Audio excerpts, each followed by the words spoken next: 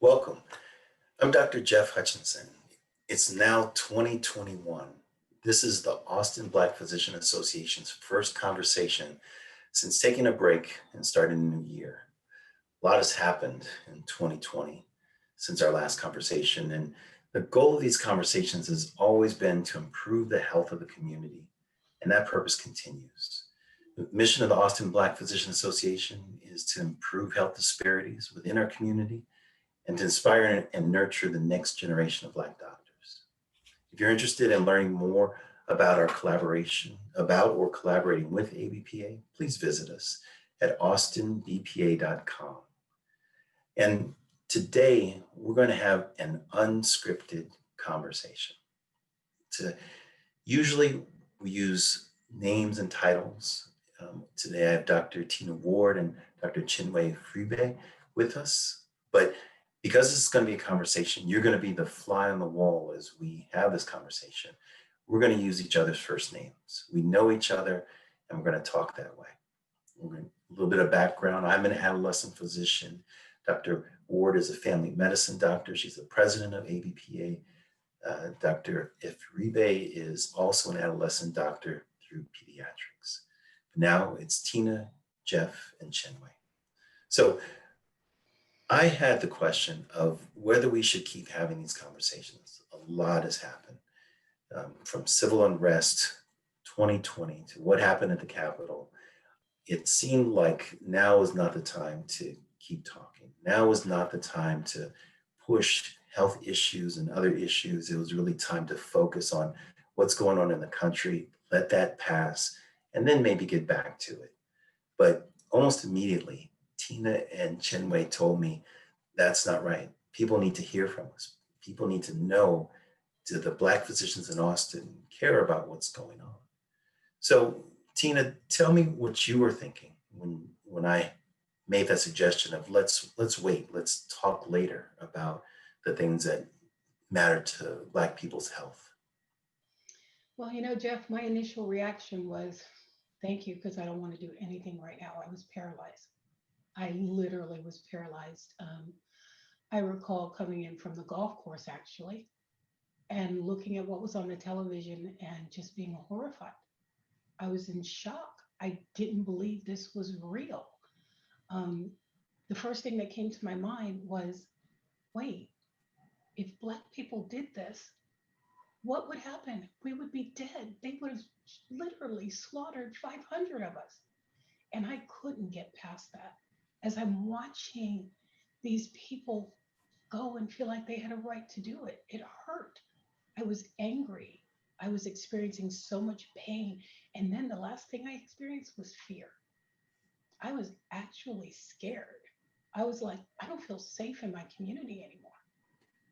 I live in a predominantly well off community and I have great friends, but I have a lot of conservative friends. And I just was scared. As a Black person, I just felt like, how do I know somebody's not going to do something to me if they were becoming that aggressive? So when you said that, I initially was like, good. But about 5 minutes later, I said, no, because all of us are experiencing that. We're all human beings. We may be physicians, but we're human beings. And I know how you felt was probably the way many of us felt. We were exhausted, tired, everything from police brutality to watching another killing to all the racist things that we face day after day. I was exhausted and I knew you felt the same way. But I also get all the phone calls from people saying, Tina, I'm overwhelmed. I can't handle this. I had 9 family members undergoing COVID at that moment that you and I talked. And because of the kind of care that we get as Black individuals, I felt the need to take care of them. They were all in California. Being someone was sent home on oxygen and didn't have the first clue with his diabetes, history of pulmonary embolism, all these factors. And I felt compelled to take care of all my family members. So I understood your pain. and felt like we need to talk about this. We need to help people through it. I was getting calls from people. How do I handle my mental health situation? I'm stressed. I'm drinking more, everything you can imagine. So I felt like we owed it to the community to move forward and Yeah, educate them and decrease the health disparities that exist in our community. that's fantastic. Tina, when you mentioned about the fear, thank you for being so brave. And it reminded me of the stories we heard from the people in Congress during that time. And I noticed that it was a lot of women admitting that they were scared. And when you asked the men, a lot of them said they weren't scared, they were okay, they felt well protected. But when you look at the pictures, you see them cowering, you see them under the desk just as much. And I really believe that men, we have the same kind of fear, but it's not acceptable for us to say we're scared. We're labeled as protectors, we're identified as the strong ones. So being powerless, being afraid, it's not acceptable. And I just wish that more men, more people in Congress, more Black men would say, there's some things that I'm scared of. There are things that are just out of my control, but I'm gonna do everything I can to make things better. And having this conversation is one of them. Chinwe, what did you think when I said let's pause, let's talk about this later? Yeah, I concur with Tina. The same sentiments of needing that break to regroup is always important whenever we're faced with something unexpected. Yet another issue we need to address as a community, as a population, another triggering of trauma, another highlighting of why we're doing the work that we're doing in a sense. But but I kind of step back to think about what I do on a daily basis when I go into my clinic and I see patients, especially the parents and the teens. And we have these discussions in the exam room, because I have to ask them, how are you feeling when they come for their well checks? It's part of my assessment of their wellness. And time again, I keep finding out that a lot of them are overwhelmed. I mean, there's a level of emotional exhaustion that they are all facing. And it's almost like Tina mentioned, paralyzing, and they come into the clinic to us as healthcare providers to say, hey, what can you give me? What advice can you give me? What recommendations can you give to me? And I'm always like stuck in that moment to say, well, I need to regroup myself. Yeah, I need yeah, to take care of me. But at the same time, I feel like I have a responsibility to to provide tools, to the population that I care for. And it's not just them. I work with some college students at UT with the outreach that we do through ABPA and my clinic. And so I meet with them every other week.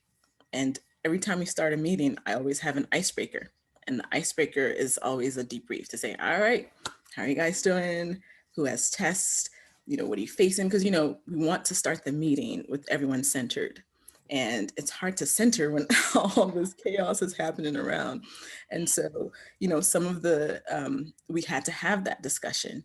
And some of the youth gave me permission to share some of their feelings. And the majority of the responses really was indifference. And that kind of, it's kind of like, oh no, but it's indifference in different directions, indifference in a sense that they were not surprised that something like that could have happened at the Capitol. Um, Indifference in a sense that it's yet another reason why they feel like there's so many inequities in our systems, in our political system, and our healthcare institutions, and with COVID going around, in our public health, in our educational systems, like all of these infrastructures that they were taught to rely on, to depend on, they're starting to question, how secure they should feel in these environments. And I just felt like we as an organization, we as individuals, and as healthcare providers really need to stick together and stay on message and continue to provide the next generation with tools. Because for us to be able to overcome any of this, it needs to have a momentum going. You know, as we see in history with every mass movement, every, like with the civil rights, even, you know, just any change that has happened in any era has started with an incident and continued with momentum. And so my thought was, as you know, we've been doing so well, and I felt like we just need to keep the momentum, keep chugging at it, keep picking the ice until it kind of, you know, break the glass ceilings on different levels Yeah. that we're hoping to attain. Yeah, I really appreciate what you said in the beginning, how you opened with the teens to center, to be mindful of where we are. And the question that we say so flippantly, how are you doing?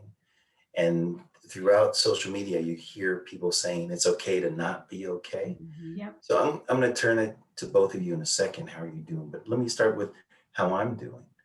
Good days and bad days, right? Like everything else. There are mornings that I open my eyes and think, is this another day where something bad is going to happen? And other days when a great patient encounter reminds me that the work we do makes a difference. Family makes a big difference. When something good happens with our family, it reminds us that the world is not so terrible. And one statistic that people may or may not realize is that 2/3 of Black people know someone with COVID or have lost someone with COVID.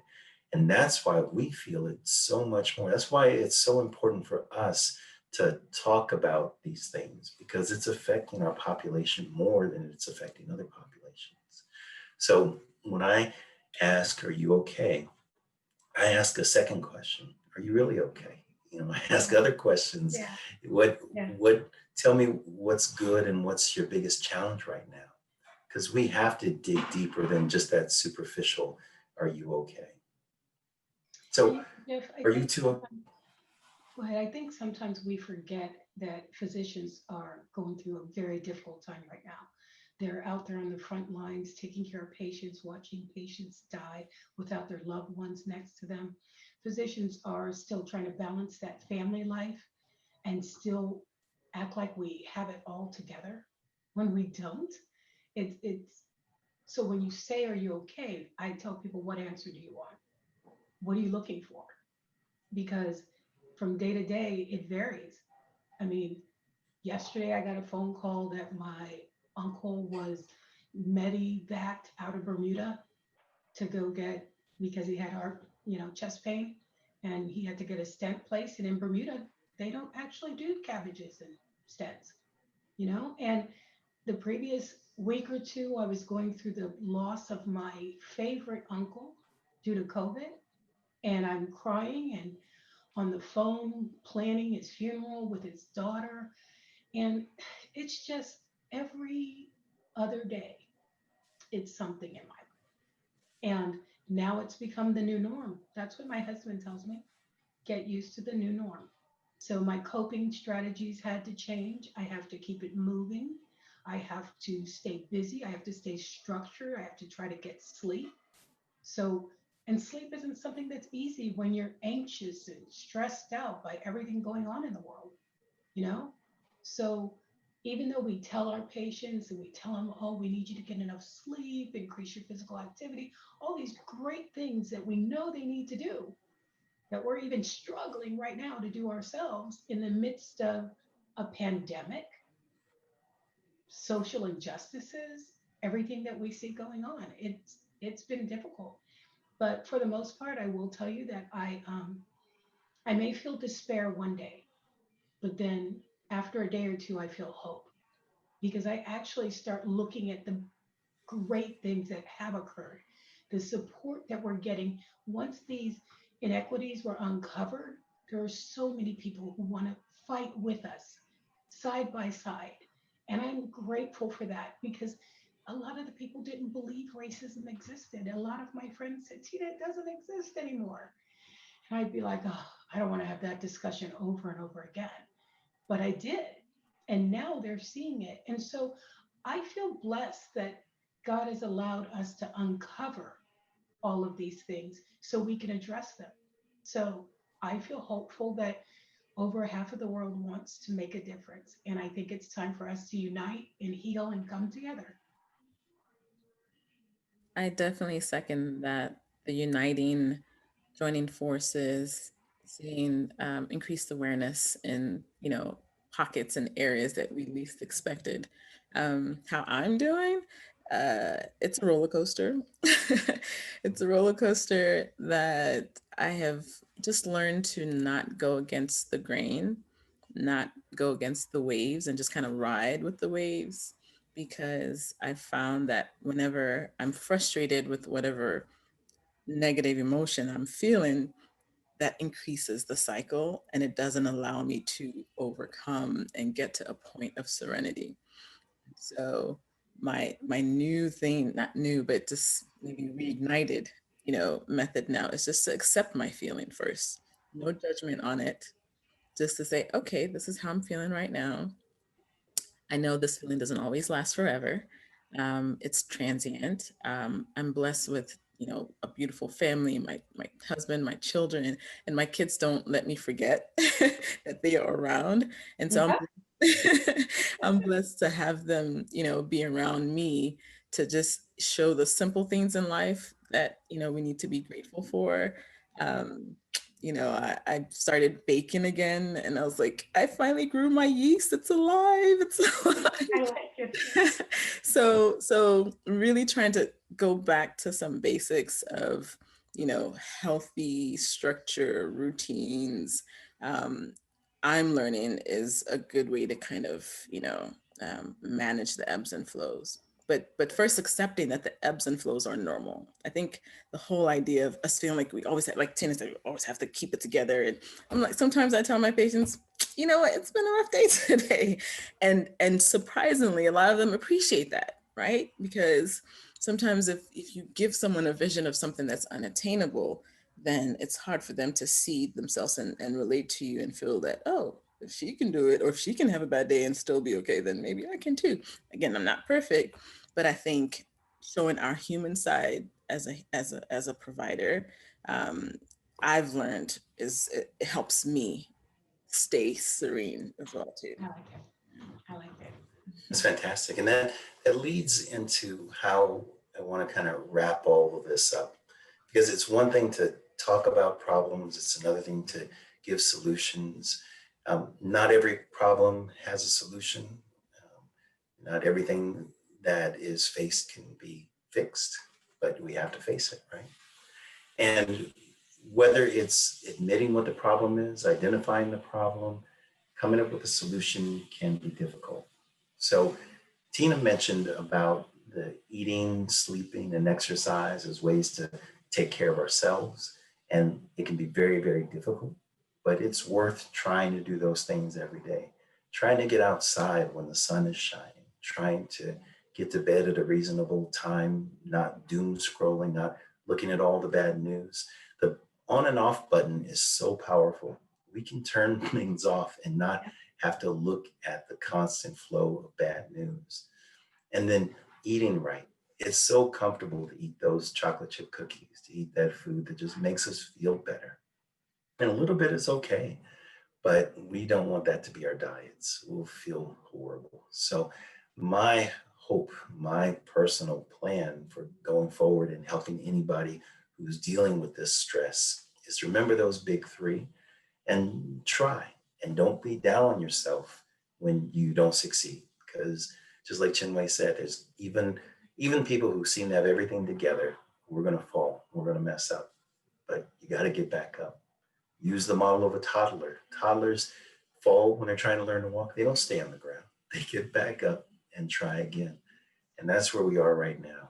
We've been hit pretty hard, we've been knocked down, but now's the time for us to get back up, remember the people who are around us, and keep going. And Chinwe, do you want to finish off with some advice to what you want people to do, or what to do going forward? Yeah, and there love all those strategies. I truly believe in them. It's really trying to set our defenses up like what are the things that give us that balance so that we have a better uh, foundation to be able to manage when unexpected things occur. We have regeneration to address it. I do want to add this one thing: accountability. Having an accountability partner. Oh my goodness. I think once you, again, identify the problem, identify what it is that kind of, puts you at unease, find someone that you can confide in to help you meet those goals, because it is hard. Like, you can have all your New Year's resolutions all down packed and be like, I'm gonna do this and I'm gonna A to Z. But if you don't have a plan to say, yeah, I am not always gonna feel like this, and what am I gonna put in place, or how am I going to address my valley moments? And for me, it's a friend of mine who's like a childhood friend of mine, and she's in California. And literally, I send her my to do list the night before, just because even if she reads it, it doesn't really matter to me, as long as, I'm throwing it out there, because I've noticed it helps me stick to that schedule, because she asked me about it. She said, "Oh yeah, how are those charts? Did you get to get them all done? Or how was that ABPA meeting?" So just having that connection. I know social distancing has really, really affected our ability to stay connected the way that we're used to, but we're like, powerful. Our minds are powerful and innovative and creative. And I think, virtual connections have really played a strong part in helping us stay connected. But I can't emphasize the importance of having someone share that journey with you to kind of keep you going the moments where you feel like you just can't, because it's just hearing that voice sometimes is the pickup that you need to get back on track, because otherwise you might just keep staying, like Jeff said, down on yourself. Woe is me.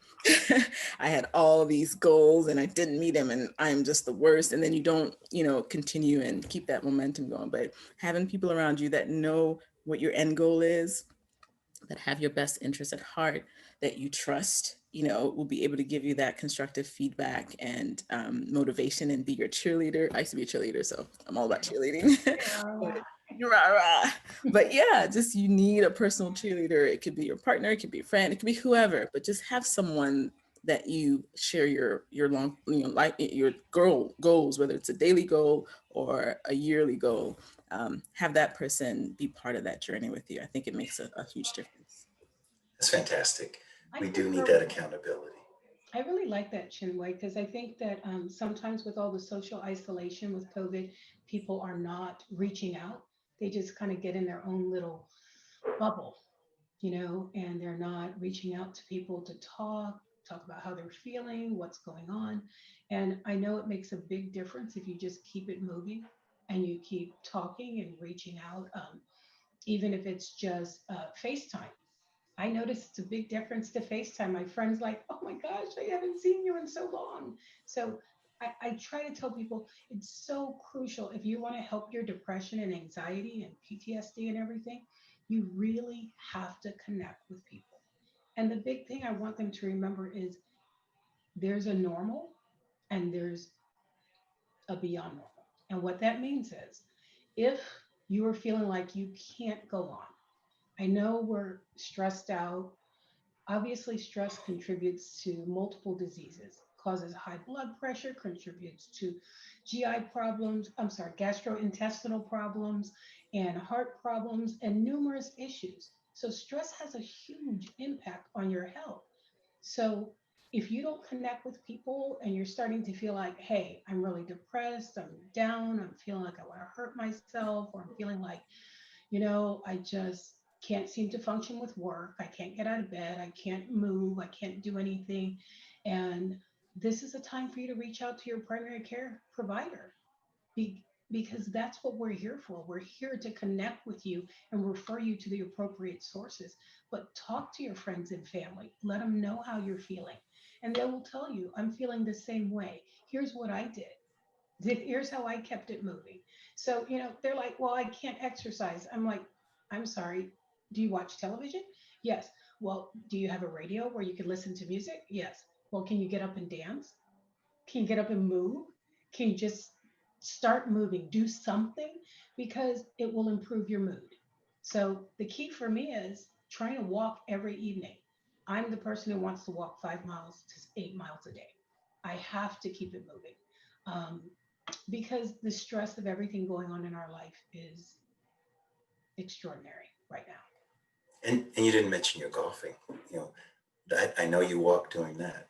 so, I do. so that's another I walk the golf course. You know, it's been a difficult transition with COVID and not having the prior job that I had.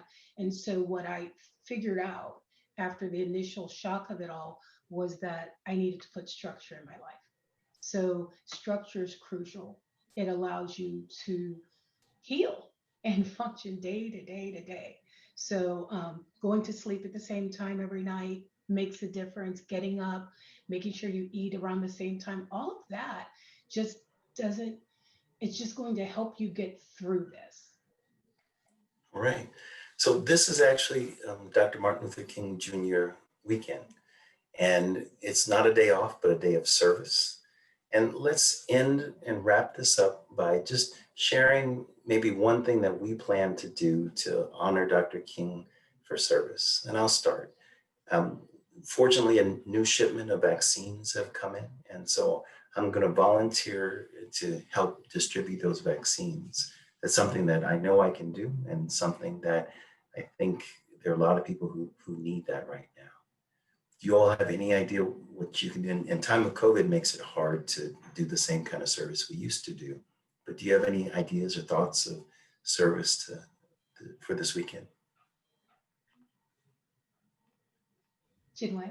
Um, for well, for this weekend in particular, nothing that I have at this moment, but I know that I've been asked by one of the students who's part of a community organization that focuses on the health of African American populations, and I was asked to talk about the effects on teens, what we can do to improve the health of teens, and so that will be a service activity.